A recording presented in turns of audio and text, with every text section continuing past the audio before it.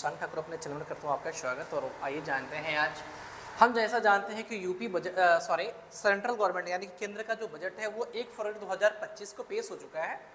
तो आगे हम जानेंगे इस बजट के संबंधित बारे में। तो चलिए सबसे पहले हम बजट का कुछ इतिहास देख लेते हैं। ये आपका बजट है, बजट का कुछ हम इतिहास देखते हैं। सबसे पहले बात करेंगे कि भारतीय सबसे पहले भारत में बजट पेश कब हुआ था। तो इसके लिए नाम आता है कि 1860 में आपके जेम्स विलियमसन नाम के फाइनेंस मिनिस्टर थे। उन्होंने जो है भारत में सबसे पहले बजट की पेशकश की। इसके बाद आजाद भारत के लिए पूछा था कि आजाद भारत के प्रथम बजट पेश करता कौन है। तो उसके लिए आपको बताया गया है कि षणमुख शेट्टी 1947 में जो है ये आजाद भारत का प्रथम बजट को पेश किया। आगे बात किया जाए कि गणतंत्र भारत का यानी कि जब भारत गणतंत्र हो चुका था उसके बाद बजट पेश करने वाले पहले फाइनेंस मिनिस्टर कौन थे। तो उनके लिए नाम आता है जॉन मैथाई। जॉन मैथाई 1950 में जो है बजट को पेश किए थे। इसके बाद नाम आता है कि प्रथम महिला जो फाइनेंस मिनिस्टर, प्रथम महिला जो वित्त मंत्री जिन्होंने बजट को पेश किया था तो इंदिरा गांधी का नाम आता है। क्योंकि उस टाइम जो है इंदिरा गांधी भारत के प्रधानमंत्री थी और प्रधानमंत्री होने के साथ इनका जो है फाइनेंस मिनिस्टर का जो पद था इनके पास ही था, तो जिसकी वजह से ये पेश की थी। इसके बाद बात ये आता है कि सर्वप्रथम यानी कि पहला पूर्णकालिक वित्त मंत्री कौन है। तो जिसका इनका नाम आता है निर्मला सीतारमन। निर्मला सीतारमन जो है ये पहले पूर्णकालिक वित्त मंत्री हैं। उसके बाद ये नाम आता है कि सबसे अधिक बार जो है बजट पेश करने वाले फाइनेंस मिनिस्टर कौन है। तो उनका नाम आता है मोरारजी देसाई। मोरारजी देसाई आपके 10 बार जो है वो बजट पेश कर चुके हैं। और बात करेंगे निर्मला सीतारमन की, तो जो निर्मला सीतारमन है अभी तक यानी कि 2026 में ये 9वीं बार अपना बजट पेश कर चुकी हैं।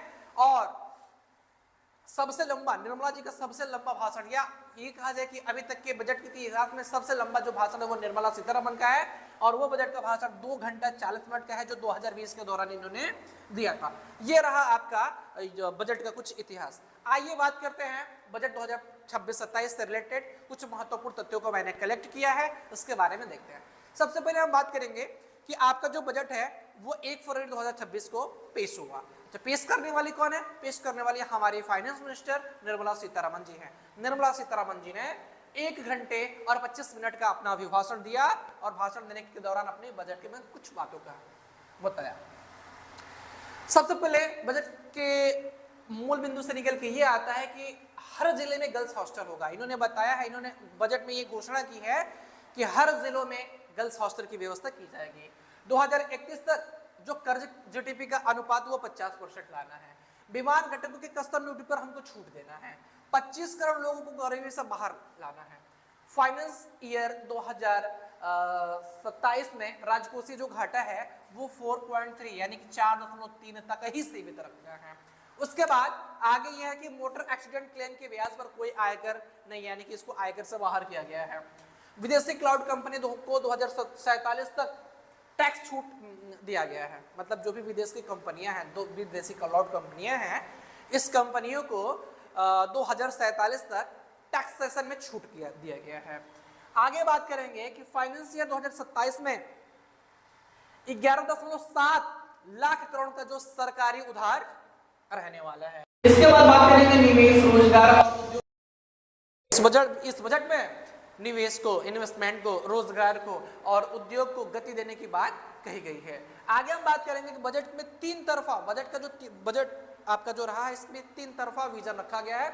पहला विजन रखा गया है कि तेज विकास यानी कि रैपिड डेवलपमेंट की बात की गई है। दूसरा रखा गया है जन आकांक्षा, लोगों की जो आकांक्षा है उसको जल्दी से जल्दी पूरी करनी है। उसके बाद सबका साथ और सबका विकास, यानी कि पहला ये तेज विकास, दूसरा आपका जन आकांक्षा और तीसरा हो गया सबके साथ सबका विकास।